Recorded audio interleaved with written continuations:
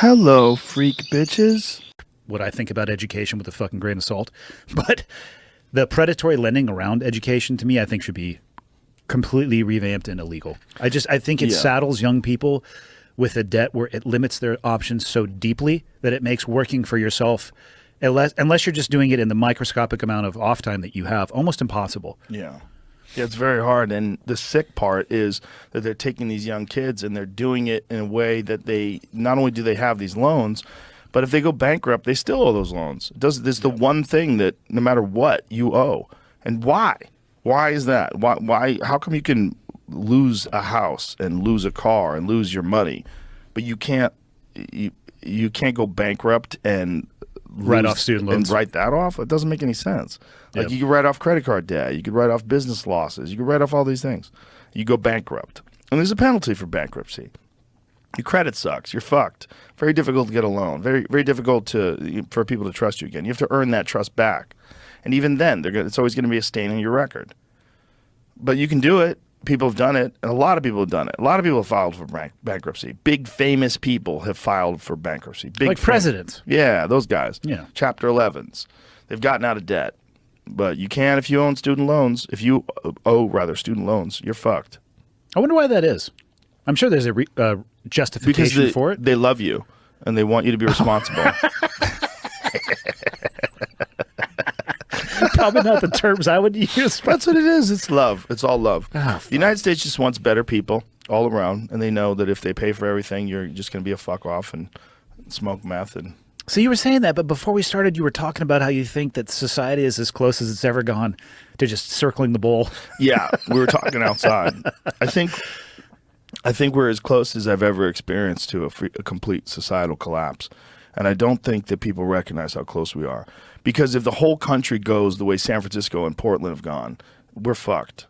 Like, if it's just madness all through. My friend John Joseph sent me a message, that he was in New York City. And he said the amount of migrants that have made their way to New York City, it's fucking insane. He said they're everywhere. And he said the mayor is asking people to house them in their homes. Like open your door and just welcome them in? Yes. Well, why don't you house them in your homes? Like, this is how ridiculous the left is. This is their solutions for these problems that they've created. They made, first of all, they made New York City a sanctuary state, right? Or a sanctuary city. But then I think they rescinded that. I think the numbers were overwhelming. See if that's true. But let's just Google the first one. Sorry, Jamie. Eric Adams asked people to take migrants into their own homes. New York City Mayor Adams unveils plans to house migrants in houses of worship. Private homes are next step, he says. New York City will now begin housing migrants in houses of worship. Its latest attempt to manage the more than 72,000 people who flowed into the city since last spring. 72,000 migrants, and most of them illegal, right? Standing in City Hall Rotunda, flanked by dozens of religious leaders, Mayor Adams announced the creation of his faith-based shelter programs Monday and hinted that his next step would be enlisting private residences to house migrants. Private residents to house migrants in their homes. What in the fuck? This is an opportunity built on crisis, he says. Like, what? Okay. We don't need to read that. I fucking hate But look at that. This is an opportunity built on crisis. No. This is a disaster. The faith-based community has never been off our radar. They've always been part of everything we do here, especially when we need them to house people. Holy cow. Yeah, it's nuts. They're fucked. So John Joseph said, he sent me this text message. He's like, dude, it's getting wild down there. It's really crazy. There's so many of them. He said they're everywhere. He goes, it's nuts. It's like they've essentially let anybody in.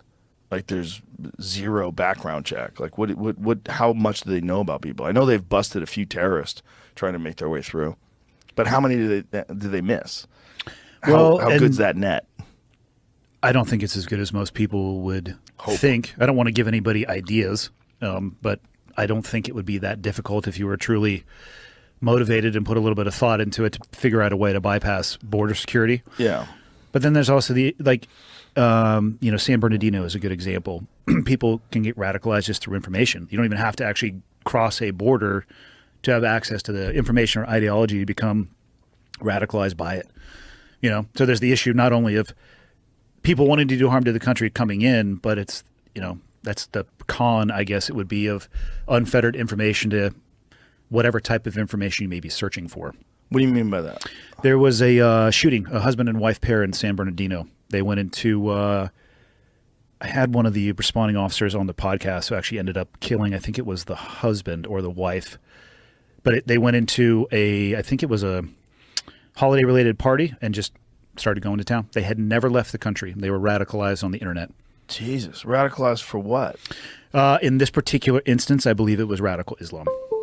So they were American citizens who were